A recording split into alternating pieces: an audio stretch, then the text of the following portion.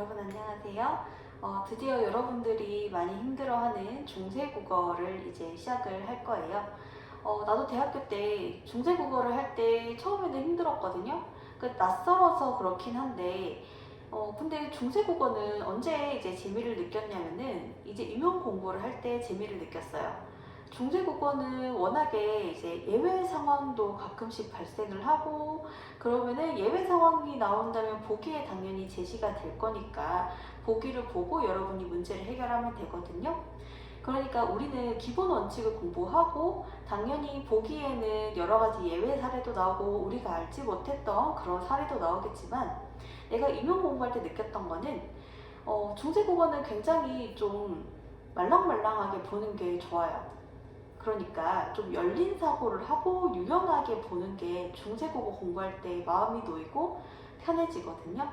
자, 그렇게 해서 일단은 우리는 원칙에 해당하는 것들을 좀 여러분이 원리를 잘 파악하면 훨씬 쉽게 느껴질 거예요. 그렇게 공부하고 보기도 잘 읽고 문제를 푸는 걸로 그렇게 계획을 잡고 우리 들어가 보도록 할게요. 자, 일단은 우리 제자 원리랑 표기를 먼저 배울 건데, 우리 내신에서는 전기 중세국어와 후기 중세국어, 전기 중세국어랑 후기 중세국어를 나누는 기준이 이제 훈민정음 창제다라는 거를 배웠을 거예요. 그리고 뭐 이제 각 시기 이런 것들을 암기하는 게 몇 세기 이런 거 암기하는 게 중요했는데, 수능에서는 그 몇 세기는 중요하진 않아요. 외우지 않아도 되고요. 한글 창제는 이제 세종이 이제 만들었는데, 내신에서는 이런 것들 중요하죠. 나란 말씀이 그 원문을 보면서 이거는 독창성에 해당해, 이거는 과학성, 뭐 경제성 이렇게 하는데요. 각 구절의 의미가 되게 중요했었죠. 수능에서는 크게 중요하지 않아서 넘어갈 건데, 일단은 그냥 우리 배경 지식 삼아서 보자면은, 한글은 거의 대부분의 발음을 다 실현해서 적어내고 발음할 수 있거든요. 자, 그래서 적은 수의 자음과 모음으로 거의 모든 소리를 적을 수 있어서 경제성을 갖추고 있다. 굉장히 과학적인 글이에요. 과학적인 문자죠. 자, 한글의 제자 원리를 보면은 이 제자가 여러분들 만들 제자인 거, 만들 제자. 그러면은 자는 뭐가 되냐면은 글자 자자가 돼요. 글자를 만든 원리를 이제 볼 거예요. 자, 초성, 중성, 종성. 혹시 이제 모르는 학생이 있을 수 있으니까, 우리 예전에 우리 초기에 했었거든요. 초성, 중성, 종성. 이 자리가 초성 자리죠. 예를 들어서 푸바오 할 때 피읍, 우, 뭐 이렇게 있으면은 받침이 없다고 한다면 맨 앞에 있는 거가 이제 초성이 되는 것이죠. 마찬가지로 아이바오 이렇게 할 때 아이바오, 앞에 이런 거가 있으면은 요 맨 첫 번째 자리가 초성인 거예요. 자, 그래서 초성, 그러니까 자음을 어떻게 만들었어 라는 거. 자, 자음은 모양을 본떴어요. 상형의 원리. 자, 그러니까 여러분 중국어는 상형 문자인 거 알고 있죠? 자, 그런 것처럼 우리 맨 처음에 한글을 만들었을 때 원리는 우리 중국에서 그렇게 했듯이 한국도 상형의 원리를 따랐어요. 자, 보면은 모양을 본떴다는 거. 근데 어떤 거에 모양을 본떴니? 발음 기관의 모양을 본떴어요. 그러니까 중국어는 어떤 대상 하나하나의 모양을 다 본뜨잖아요. 그러다 보니까 한자가 엄청 많죠. 하지만 우리는 발음 기관을 본떴기 때문에 암기 부담량이 적어지겠죠. 자, 그래서 여기 발음 기관을 본떴는데 기본자를 만들었어요. 자, 이 기본자 어떻게 만들었는지는 여러분 조금 있다가 다시 한번 어떤 원리가 적용된지 볼 거고요. 가획의 원리는 획을 더하다라는 뜻이에요. 소리가 세기가 더해지면, 만약에 기억에서 소리 더 세게 하면은 기식성이 있도록 그쵸? 소리 세기가 더 강해지는 걸 여기 짝대기 하나 더 긋는 걸로 가획의 원리로 표현을 했다는 거. 자, 일단 간단하게 먼저 보고 좀 이따가 자세하게 살펴볼 거예요. 자, 병석자는 가로로 나란히 쓰는 건데 각자 병선은 같은 거를 나란히 쓰는 거예요. 그래서 각자 병선 여러분들 이렇게 생각하면 돼요. 똑같은 거 곱하기 2로 적었다라고 생각을 하면 돼요. 자, 그래서 여기 끝뜻붙은 근데 여기 보면은 현대국어에는 없지만 중세국어에는 쌍이읒이 있었던 거죠. 자, 합용병선은 서로 다른 자음인데 나란히 옆으로 써야 돼요. 그래서 XY이거나 XYZ 형식인 거죠. 여기 보면은 시옷개는 시옷으로 시작되는 아이들. 자, 그 다음에 비읍개는 비읍으로 시작되는 아이들. XY 형태인 거. 그 다음에 비읍 시옷개는 비읍 시옷에다가 뒤에 뭔가가 붙었다. 그쵸? XYZ 형태라는 거 알 수가 있죠? 자, 그래서 합용병선은 서로 다른 자음을 나란히 쓰고 시옷개가 있었다, 비읍개가 있었다, 비읍 시옷개가 있었다. 이렇게 세 가지 개가 있었다라고 생각을 해주면 돼요. 연서라고 하는 거는 이어쓰기예요.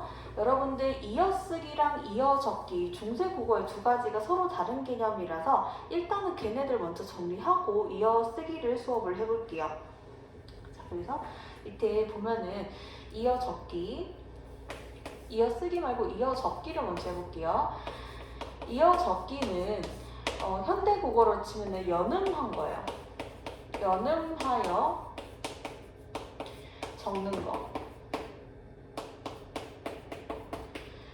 세종대왕이 그 당시 백성들이 까막눈인 상태에서 한글을 전파를 해야 되는데 백성들이 제대로 받침을 살려서 이렇게 적는 것이 힘들다라고 생각을 해서 발음 나는 대로 그냥 적어버려라 라고 이야기했거든요. 그게 바로 이어적기예요. 앞말에 있던 받침을 뒷말에 초성에 이응이 음가가 없으니까 뒷말로 옮겨 적는 그래서 연음을 그대로 표기에도 반영하는 것이 이어적기예요. 자, 그런데 이어쓰기는 뭐냐면 이어쓰기 얘는 연서라고도 하고요. 이게 연자가 여러분들 이따을 연자예요.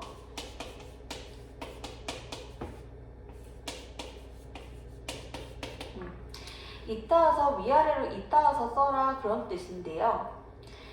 순경음을 표기하기 위해서 자, 그래서 얘네들을 어떻게 표기를 했냐면요. 이 자리에 순경음이 들어가요. 그리고 여기에 이런 식으로 여기 이응이거든요. 이응을 이 밑에 붙여서 쓰는 거예요. 그래서 예를 들자면은 순음이 여러분 입술 소리잖아요. 입술 소리를 무무 여기 밑에 위에 보이듯이 무, 그, 뿌 얘네들 밑에 이응을 이어 쓰는 거예요. 자, 순경음이 무 밑에 이응을 이어 쓰고 부 밑에 이응 이어 쓰고 푸 밑에 이응을 이어 쓰고 뿌 밑에다가 이응을 이어 쓰는 것이죠. 그래서 이런 글자들이 탄생을 했는데 어떻게 발음을 하는지 한번 여러분 적어볼게요. 얘는 입술을 붙인 채로 입 밖으로 공기를 내보내는 거예요.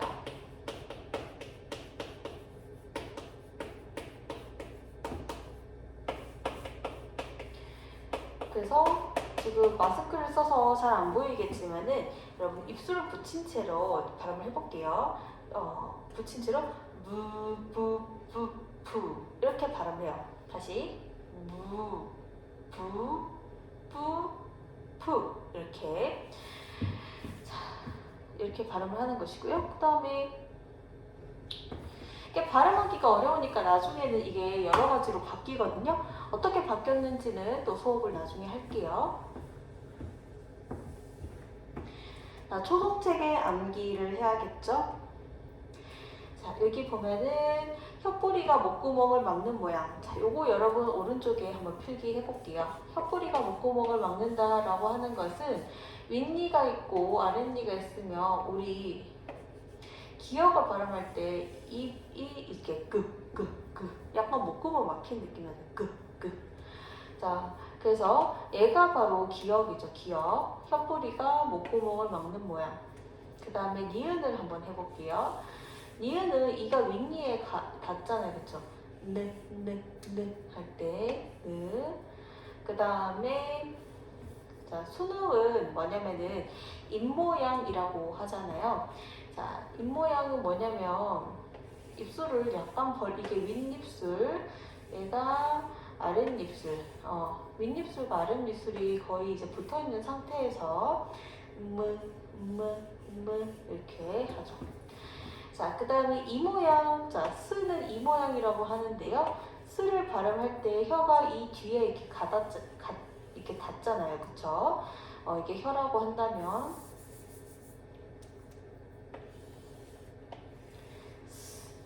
이렇게 발음하죠. 이렇게 쇼. 자, 그 다음에 후음은 뭐냐면은 얘 미음이랑 약간 여러분 헷갈릴 수 있는데 입을 아 할 때 이응 동그라미 이응 아 할 때 입이 많이 벌어집니다. 그쵸? 위아래로 아 했을 때 이렇게 되죠. 그러니까 세종대왕이 이거를 이제 글자를 만들 때 한국어를 만들 때 아들한테 그 자모음을 이렇게 제자를 할 때 아들한테 너 이응 발음해봐라. 그럼 세자가 아 이렇게 하겠죠. 세자가 입모양을 보고 이렇게 만든 거예요. 자, 그 다음에 가획의 원리에 의해 만들어진 가획자. 이때는요, 획을 중간에 더해주면 되죠. 자, 기역보다 획이 더해지면은 크가 되고, 니은보다 획이 더해지면 드가 되고, 좀 더 획이 가해진다 트가 되죠. 획이 가해진다, 획이 더해진다라고 하는 것은 발음이 더 세진다는 뜻이에요. 자, 그 다음에 무보다 발음이 좀 더 센 게 브. 그 다음에 그거보다 더 발음 세게 해봐라. 그럼 프. 획을 더하고 있죠, 계속. 그 다음에 스보다 발음을 더 세게 해봐라. 즈보다 발음을 더 세게 해봐라. 츠. 이렇게 되죠. 여러분이 입 앞에 손 대고 스, 즈, 츠 해보면은 스, 즈, 츠 이렇게 될 거예요. 입에서 나온 바람이 스, 즈, 츠 이렇게 될 거예요. 입에서 나온 바람이. 자, 그 다음에 으보다 발음이 더 센 게 여린 이은. 지금은 없죠. 자, 그 다음에 이렇게 좀 더 발음 세게 해봐라. 그럼 프가 되고. 여린 이읒은 좀 이따가 다시 한번 어떻게 발음을 했는지 수업을 할게요. 그 다음에 병섭자는 우리 아까 했죠? 양옆으로 곱하기 2로 적고, 그 다음에 이체자는 이때 이자가 달을 이자.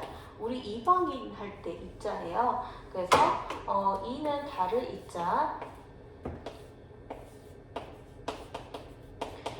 채는 이제 몸체자 여기 글자라고 생각을 하면 돼요. 글자. 다른 모양의 글자다. 이렇게 다른 모양 글자라고 생각을 해주면 돼요. 여기 보면은 기억이랑 전혀 닮지 않았죠. 여기 이 채자 잘 여러분 이게 화면이라서 잘 안 보이는데 이게 예디응이에요. 이거 나중에 수업할게요. 이어서. 자, 그 다음에 니은이랑 리을 안 닮았어. 그 다음에 얘랑 안 닮았어. 이렇게 해서 이 채자라고 하는 거예요. 자, 얘네들 발음 어떻게 하는지 지금 좀 이어서 볼 건데, 자, 예디음부터 먼저 보자면 옛날에 있었던 이응이라는 뜻으로 지금은 현대국어에는 이응만 있는데 옛날에 예디음, 음가가 있는 이응이에요. 국제음성기호로 하면 응 소리가 났던 응 소리가 나는 이응을 옛이응이라고 해요. 자, 예디음은 여러분 잘 안 보일까봐 크게 써줄게요.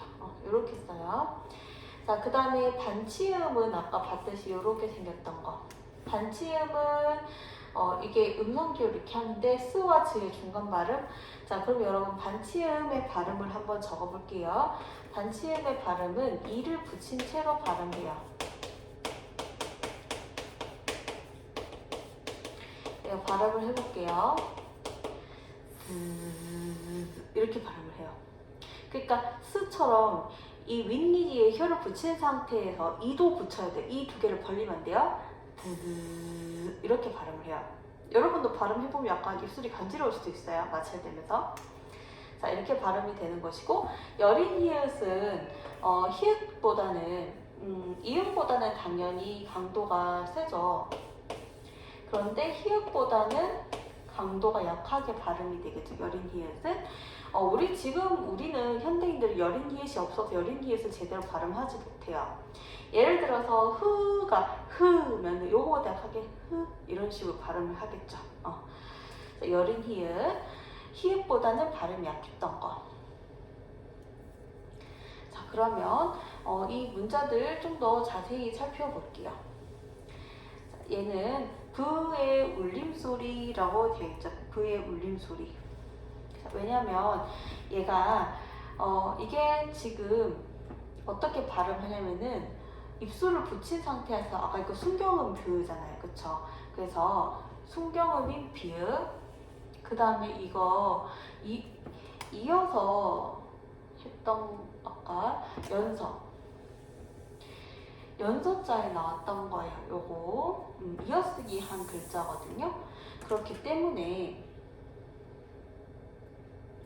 자, 이어쓰기를 했기 때문에 얘는 이렇게 발음, 입술 붙인 상태 이렇게 발음을 하죠.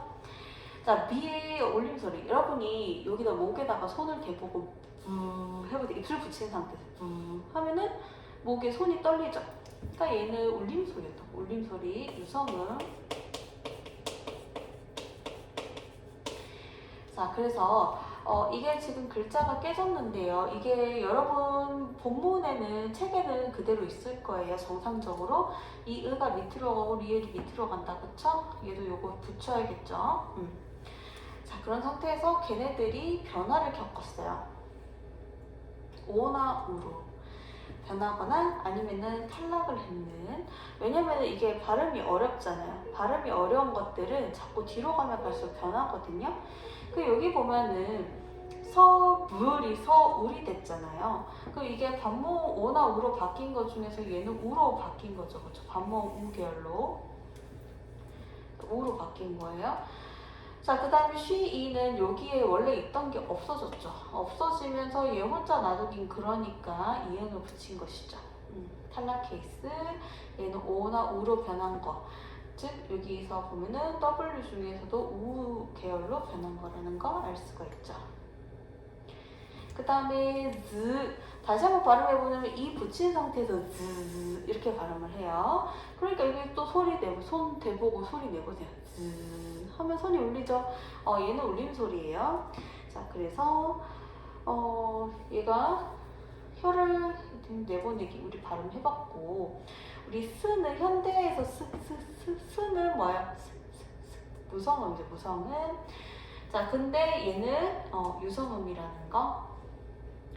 둘 다 치음이란 요소를 가지고 있는데 하나는 안 울림 소리, 하나는 울림 소리라는 것이죠. 그 다음에 얘가 어떻게 변했냐면은, 자, 요것도 글자 깨져서 여러분도 프린트엔 정상적으로 돼 있어요. 아저. 자, 근데 얘가 16세기 말 이후에 소멸이 됐어. 얘가 없어지면서 얘도 아래아도 여러 가지 변화를 겪어서 어쨌든 원래 있던 즈가 없어지고 음가 없는 이음이 됐네요. 나중에 소멸된다. 아우, 지금의 동생이란 뜻이에요. 자, 그 다음에 예디음은 음가가 있는 예디음이죠. 아까 국제음성기호 뭔지 적었었죠? 음가가 있었어요. 얘는 소리가 났으니까요. 자, 그래서 요거 글자가 많이 깨졌는데요. 하, 나, 이, 다. 요 글자예요. 여러분 프린트에는 정상적으로 나와 있죠. 자, 얘가 어떻게 나중에 바뀌었냐? 하, 나, 이, 다. 현대국어 예기음 없잖아요. 그래서 이렇게 바뀌었다는 거. 얘도 깨져서 다시 한번 적어보자면 중생 이렇게 되죠. 자, 근데 예기음 없어졌잖아요. 그래서 현대로 오면서 이응이 되죠. 임진왜란 이후에 자, 이응 형태로 간다는 거. 자, 그 다음에 우리 동그라미 관련 정리해 볼게요. 음가는 소리값이죠. 자, 요거는 예기응 아니고 지금에도 있는 이응, 중세 때도 있던 이응이에요. 자, 음가 없는 이응이 요거는 아까 예기응과는 다르게 중세 국어에서 표기 현대 국어처럼 이렇게 동그라미로 했고요. 자, 초성 자리에 있는 이응은 여기 초성 자리에서는 보통은 어떻게 되냐면은 초성의 이응 이렇게 돼 있는데 자, 중세국어에서 표기 동그라미로 했고요. 자, 당연히 음가가 없었던 이응이죠. 자, 그런데 현대로 오면서 어떻게 돼요? 초성에 있는 이응은 우리는 음가가 없는 이응이 됐고, 그 다음에 종성 자리에는 우리 현대 국어에서도 종성 자리에 있는 이응은 음가가 있는데 표기가 예디응에서 이응으로 바뀌게 된 것이죠. 그리고 음가가 있는 이응을 볼게요. 자, 음가가 있는 이응은 옛 이응이죠. 옛날 이응, 중세 때만 사용했던 이응, 음가가 있었어요. 올 수 있는 위치가 초성이랑 종성이거든요. 그러니까 여러분들 옛 이응을 옛날에 초성 자리에서도 오고 음가가 있는 이응이 현대국어에서는 당연히 초성에는 음가가 없는 이응이 오죠. 그런데 중세국어 때는 이 옛 이응이 초성에 올 수 있었어요. 음가가 있는 이응이 초성에 올 수 있었어요. 그리고 종성에도 왔죠. 자, 그 다음에 요거는 여러분 적어놓고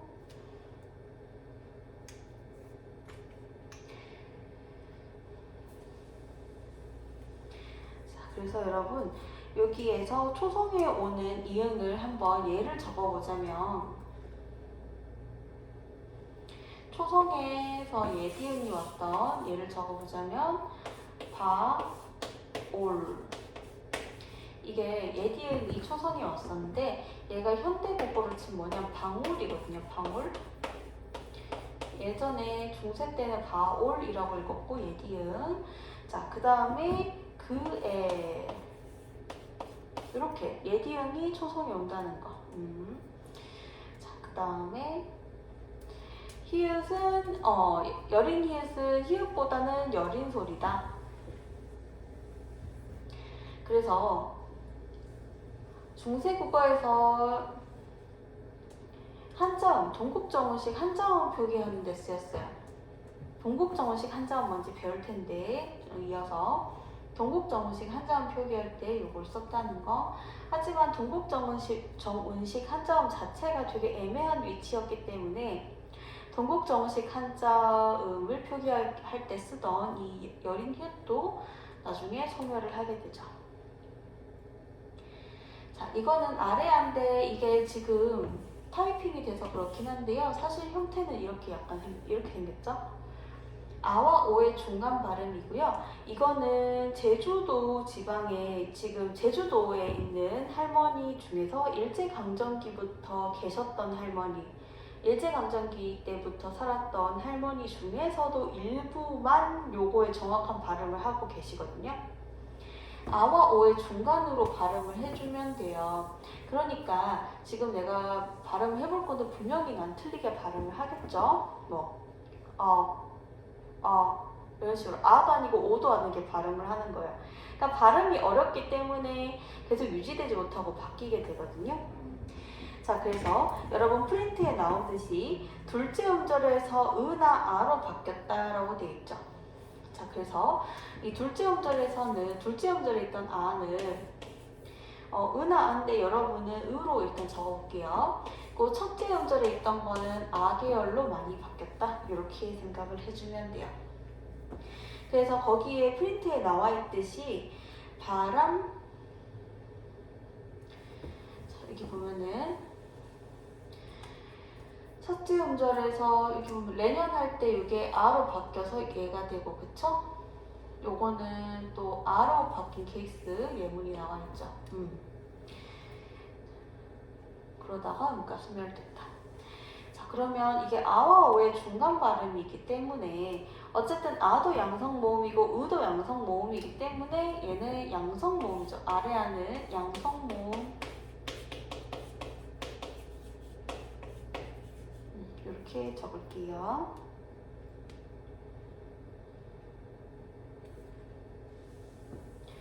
그리고 창제 당시에 한글 자모를 보자면요. 이렇게 표가 되어 있죠. 자, 그래서 우리 아까 기본자 예, 그 다음에 가획하면 예. 기본자는 니은이죠. 가나, 마, 사, 이가 기본자였죠. 그래서 자, 획을 더하면 드, 더하면 또 트, 얘는 획 더하면 얘네들 되고, 얘는 획 더하면 얘네들 되고, 얘는 획 더하면 얘네들 되고, 그쵸? 자, 그래서 여기까지 다 됐고요. 현대국어 한글 자음 체계표를 외워야 여러분이 중세국어도 할 수 있어요. 현대국어에 나오는 용어도 계속 나오는데 여기 기본자 입모양을 본떠서 만들었다. 그 다음에 연서는 순경음하고 관련됐죠. 현대국어에는 순음이라는 개념이 있고 중세국어에는 국외어만 이루어지지 않았는데 현대국어에는 중세국어에서는 국외음화 현상이 없었거든요. 자, 그리고 우리 중세국어에서 어두자음분이 현대국어에서 된소리 형태로 남았다. 이런 이론들 때문에 자꾸 현대국어 이론 나오기 때문에 현대국어 알아 자음체계표 외워야 된다는 얘기 한 것이고요. 중성을 보면은 상형의 원리를 따랐는데 얘는 발음 기관을 본뜨지 않았고 그 당시에 우주의 근원이 천지인이라고 생각을 했어요. 사람과 땅과 그 다음에 하늘을 본떠서 만드는 글자들인데요. 여기 보면은 상형의 원리, 모양을 본떴는데 아까도 이야기했듯이 하늘, 그 다음에 이거 아래야예요, 여러분. 땅, 얘는 사람이 옆에 서 있는 모습. 내가 옆에 서 있으면 일자로 보이잖아요, 그쵸? 이렇게 사람이 서 있는 모습이에요. 합성의 원리는 글자를 합하는 건데, 자, 얘네들이 지금 합해 보면은 이렇게 되죠. 뭐냐면 초출자는 우리 초등학교 때 초등학교 다닌다 하듯이 이게 처음, 쟤는 다시 제자예요. 자, 그래서 재수 이렇게 할 때처럼 다시 공부하다는 뜻이죠. 이게 원래는 이렇게 된 거예요. 원래 이렇게 아래야랑 그 다음 으랑 아래야, 그 다음에 사람 인자랑 아래야, 여기 그 다음에 아래야랑 사람 인자를 본뜬 이. 자, 이렇게 된 건데 이게 붓글씨를 쓰다 보면은요, 이거를 점을 찍고 나서 손을 떼고 손을 긋는 게 되게 힘들어요.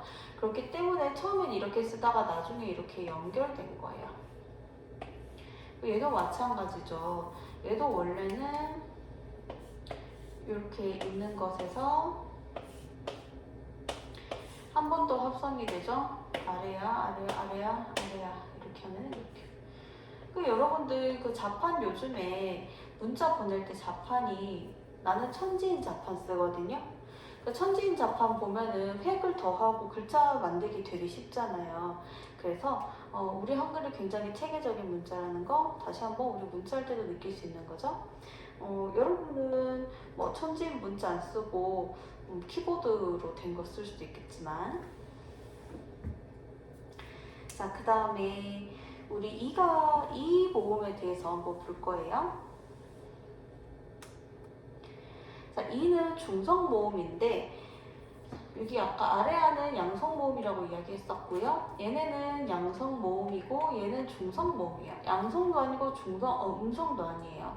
그러니까 현대국어에서도 이를 두 가지로 보거든요. 현대국어에서도 이에 대해서 얘를 중성 모음, 양성도 아니고 음성도 아니다 라고 보는 입장이 있고, 현대국어에서 이에 대해서 음성으로 분류해야 된다라고 하는 견해 두 가지가 존재를 해요.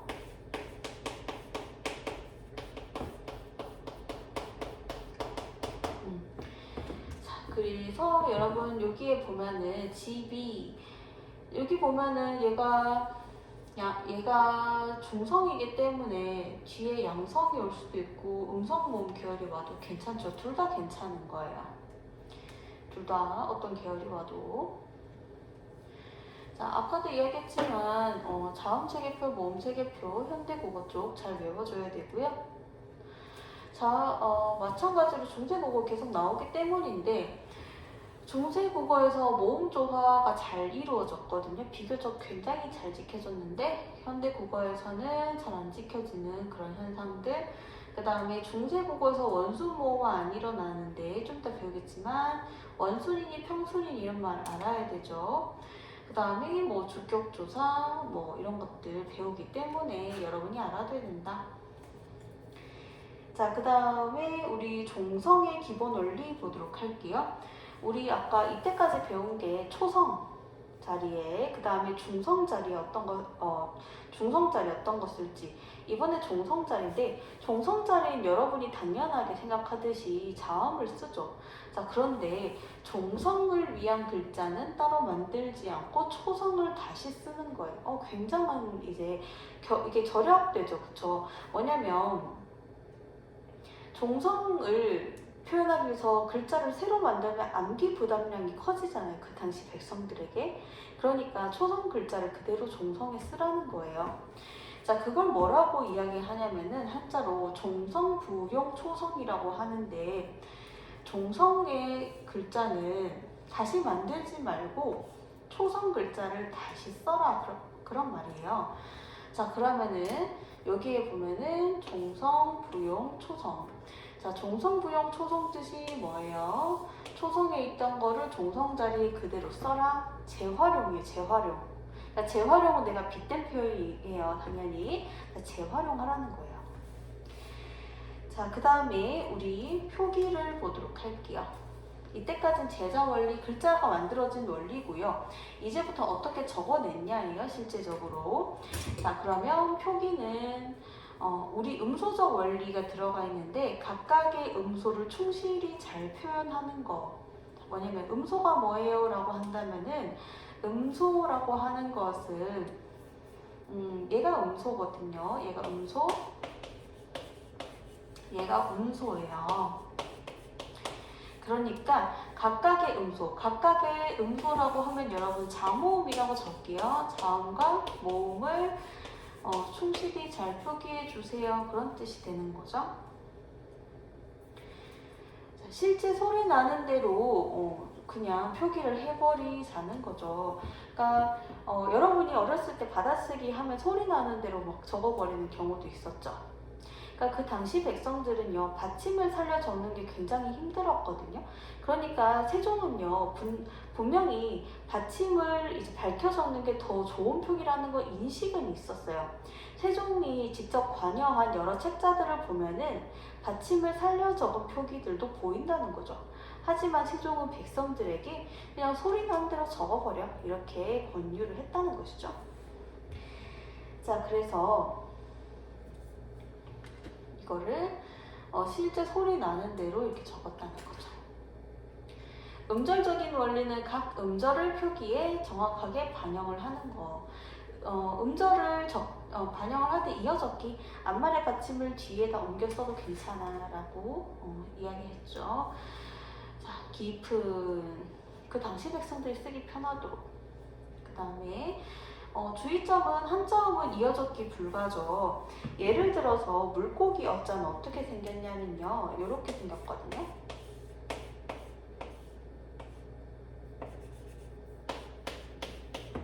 물고기 어자, 이게 사실은 이게 불이에요. 불멍 할 때, 캠프파이어 할 때 이렇게 불 올려놓은 거, 장작. 그러니까 왜냐면 물고기를 구워 먹으니까.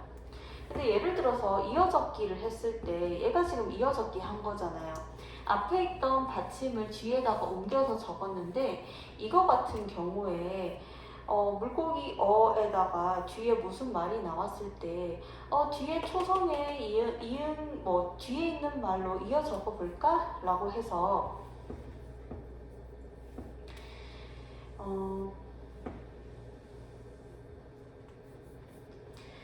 여기 보면은 요거를 이렇게 생각을 해볼게요. 이거를 뒷말로 뭔가 옮겨서 쓴다라고 했을 때 이렇게 돼요. 이러면 물고기 어라는 게 의미 전달이 안 되지 않나요? 그래서 한자어는 이어쓰기 하지 않아요. 이어쓰기 하지 않고 얘를 놔두고 뒤에 조사들이 오게 되는 것이죠. 자, 그 다음에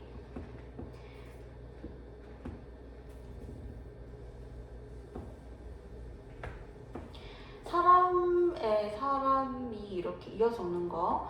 자, 그러면은 중세국어 표음적 표기 소리 나는 대로 적는 거. 음자가 소리 음자잖아요. 그쵸? 소리 음자. 의자는 뜻 의자죠.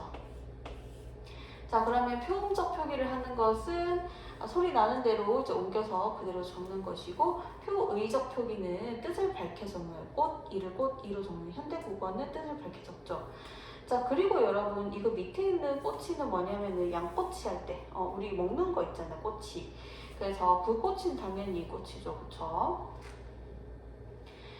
자, 그러면 세부 원리를 봤을 때 중세국어는 세로 쓰기를 해요. 세로로 적어요, 글자를.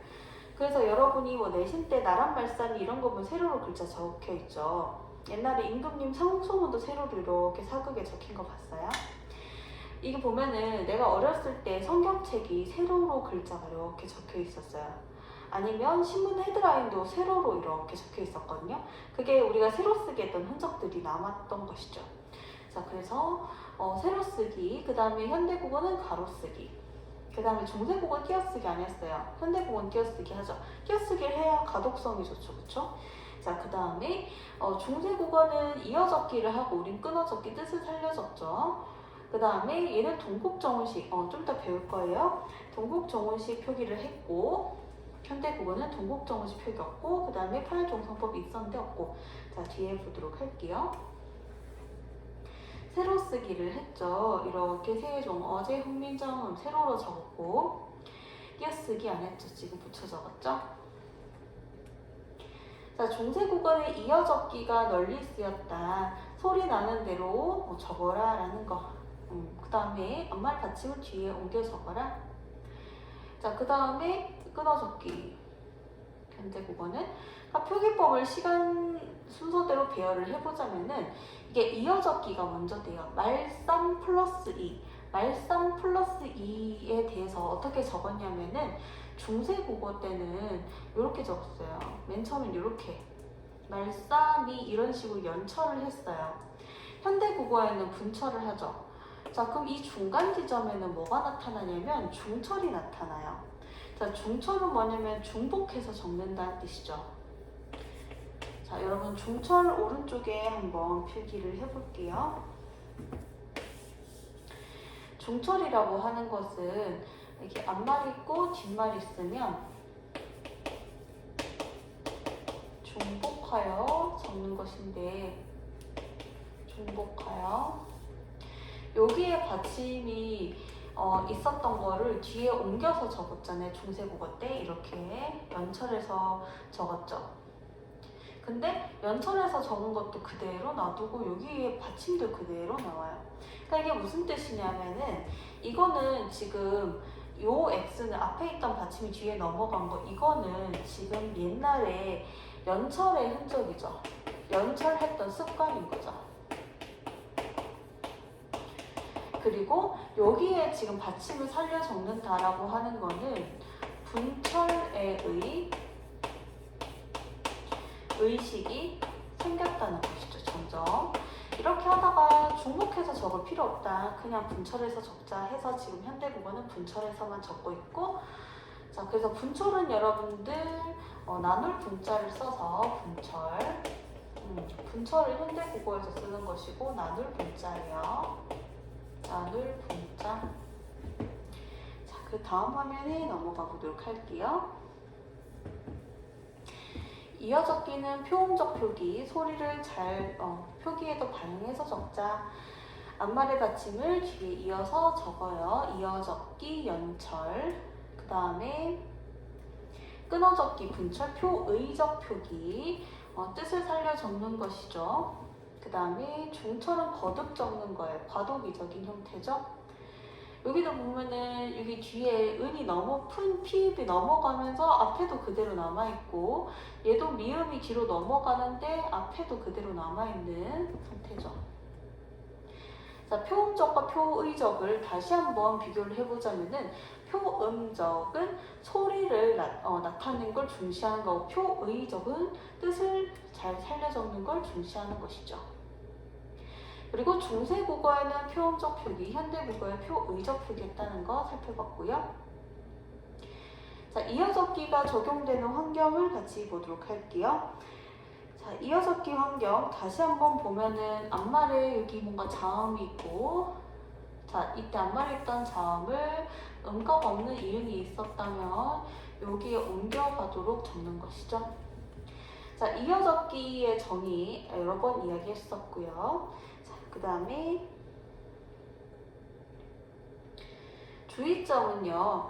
이어적기가 적용되지 않는 케이스 우리 잠깐 보자면 업던을 볼게요.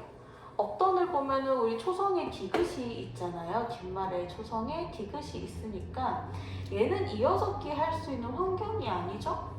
이어적기 할 수 있는 환경이 되려면 여기 음가 없는 이응이 있어야 되는데 음가 없는 이응이 아니잖아요. 그쵸? 그래서 요거는 이어적기 한 것이 아니라는 거. 자, 우리 동국정원식 표기 보도록 할게요. 한자음을 중국 원음에 가깝게 표기한 것이 동국정원식 한자음인데 이게 예를 들어서 이런 거죠. 오른쪽에 여러분 한번 적어보세요. 이게 중국이잖아요. 그런데 이게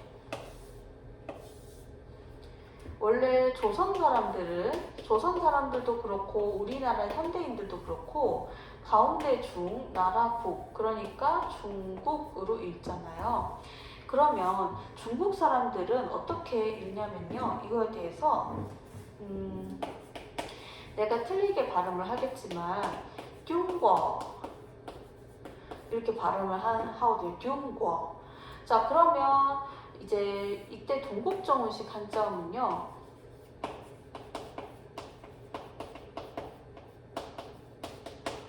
최대한 조선 사람들은 중국이라고 발음을 하지만 최대한 중국 사람처럼 발음을 하고 싶다는 그 발음하고자 하는 그 열망이 담겨서 중, 귀 이런 식으로 최대한 중국 원음 발음이 가깝게 표기를 하는 거예요. 근데 이게 듀거랑 듀귀하고는 또 다르잖아요.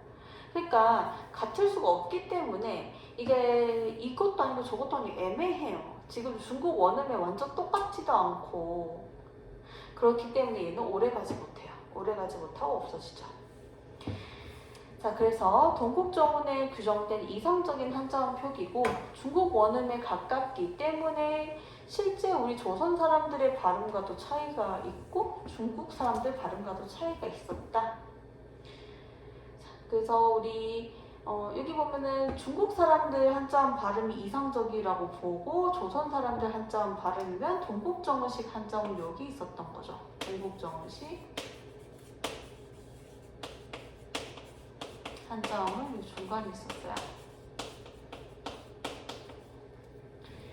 자, 그 다음에 아까도 이야기했듯이 여린 히읗이 동국정원식 한자음 표기 때 사용됐다는 거 이야기했었고요. 자, 참고로 이제 중세국어에서요. 발음하기 어려운 거, 발음하기 애매한 거 자주 안 쓰이는 건요. 다른 것으로 변하거나 소멸해요. 그러니까 애매한 것들을 소멸하거나 변해요. 발음하기 어려운 거 아래야. 아와 오의 중간 발음하기 힘들죠. 순경음, 이거 입술 붙이면서 발음하는 거. 반치음, 자, 그 다음 성조 아직 안 배웠지만 중국의 사성이 있듯이 우리도 이제 말의 높낮이를 다르게 해서 발음을 했거든요. 조선시대 사람들. 이거 없어졌잖아요. 자, 그 중국이 이제 중국어 배우기 힘든 게 성조 때문이거든요. 그것처럼 옛날 조선시대 사람들 성조를 발음했지만 지금 성조 없죠. 그 다음 애매한 거, 동국정원식 한자음 애매하니까 없어지고 자주 안 쓰이는 거. 동국정원식 한자음에만 쓰이던 여린 히읗 없어지죠. 자, 그 다음에 동국정원식 한자음은요. 초성, 중성, 종성 체계를 반드시 갖추었어야 해요. 이게 무슨 말이냐면요. 이게 한자어 뭐냐면 한자 디자인이 이렇게 돼요. 한자 디자인이 정사각형 안에 싹 들어오거든요. 그렇다 보니까 얘가 동국정원식 한자음이 만약에 이렇게 세자를 한국어로 그냥 조선말로 읽었으면 세라고 읽었을 한자어를 쉐라고 읽게 동국정우식으로 읽었다고 쳤을 때 그때 이게 정사각형이 잘 안 맞잖아요. 그래서 여기에 받침 형식적인 종성을 넣기도 했어요. 무조건 초성, 중성, 종성을 다 갖추도록. 자, 그래서 받침이 없는 때에는 형식 종성이라도 사용을 했었어요. 왜냐면 한자가 네모나다 보니까 우리도 거기 디자인에 맞게 적고 싶어서. 자, 그래서 한자어는 한자어 옆에 동국정어식 한자음을 붙였다는 거.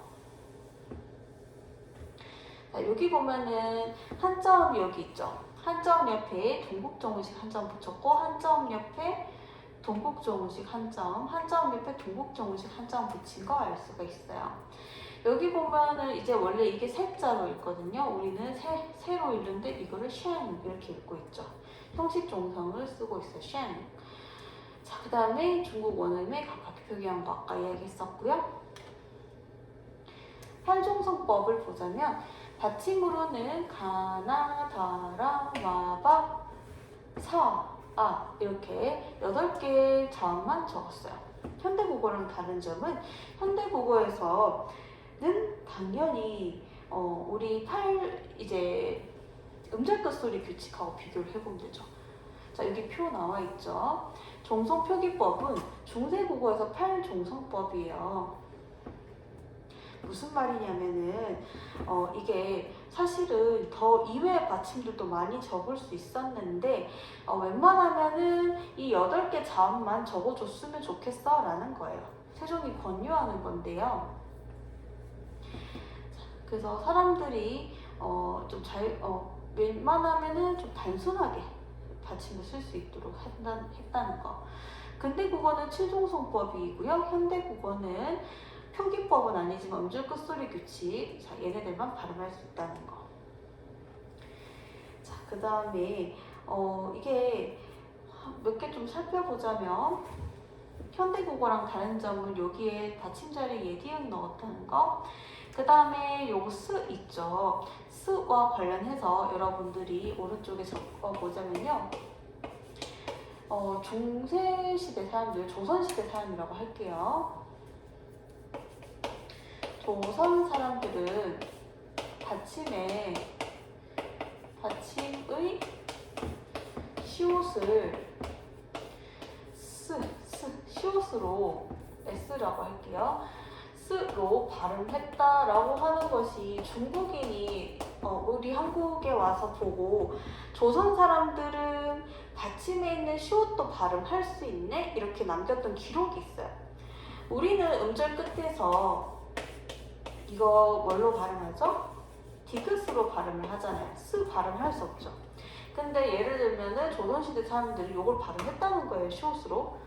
뭐 내가 틀리게 발음하겠지만 예를 들어 내가 조선시대 사람이면 이렇게 내가 틀리게 발음했겠죠. 물론 나는 현대인이니까 음절 끝에 스를 발음할 수 없는데 조선시대 사람들은 받침에 있던 시옷을 시옷 그대로 발음을 했다는 거예요. 사람들이 받침에 시옷을 스로 발음을 했기 때문에 세종대왕이 표기도 그냥 스로 해 이렇게 한 거예요. 스로 발음되는 건. 자, 그 다음에 우리 7종성법 중세국어 때 보면은 자, 표기 바뀌었죠. 지금 이게 예디응인데 요거는 뭐예요? 이응. 현대국어에서도 쓰는 이응으로 바뀌었는 거 확인할 수 있고요. 자, 그 다음에 여기 보면은 지금 특이점은 디귿이 사라졌죠. 디귿이 사라짐. 요게 특이점이죠. 디귿이 사라졌다.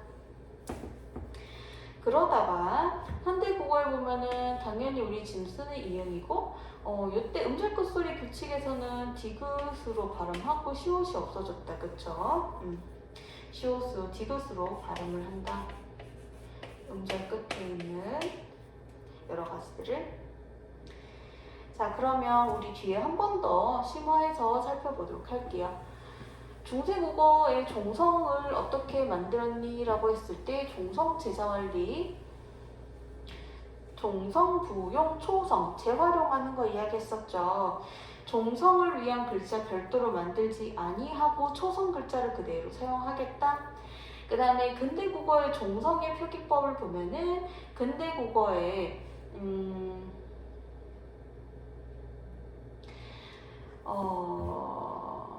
여러분들 표가 지금 잘못됐거든요. 자, 표가 잘못됐는데, 자, 요거 팔종성법 있죠? 지금 화면에서는 잘못됐는데 여러분 프린트는 제대로 돼 있거든요. 뭐냐면은 이 종성의 표기법에 대해서 팔종성법은 중세국어의 특징이죠. 중세국어의 특징이에요. 자, 디귿과 시옷의 발음이 달랐고요. 그 다음에 표기도 시옷과 디귿으로 구분해서 했다는 거. 음절 끝에 스 발음할 땐 스로, 드는 드로 발음을 했고, 그래서 당연히 발음이 다르니 표기도 구분해서 했죠. 그 다음에 요거는 이제 근대국어 맞아요. 자, 87종성법이 근대죠. 자, 근대에서는 음절 끝에 이거 시옷과 디귿이 발음이 디귿으로 났어요. 근데 반전은 뭐다? 표기를 시옷으로 하더라, 정작. 발음은 둘 다 디귿으로 했어요. 자, 그 다음에 현대국어로 올 때는 음절 끝소리 규칙. 자, 얘네들로 발음하고 당연히 이거 이외의 받침들도 올 수 있죠. 표기할 수 있죠. 그 다음에 음절 끝에 스와 드의 발음이 모두 드로 나오고 있는 거. 그 다음에 끝났어요, 여러분. 제자 원리 때 했던 게 또 특히나 의문론 때 되게 많이 다시 등장을 할 거예요. 그래서 제자 원리 할 때가 제일 조금 뭐라고 해야 돼, 까다롭고 생소하고 그런데요. 제자 원리 여기를 좀 잘 잡아놓으면은 당연히 의문론은 수월해요. 여러분 오늘 어려운 내용, 여러분에게 익숙하지 않은 내용 하느라 많이 고생 많았고요. 얘네들 잘 복습하고 빈칸 테스트도 잘 해주세요. 고생 많았어요.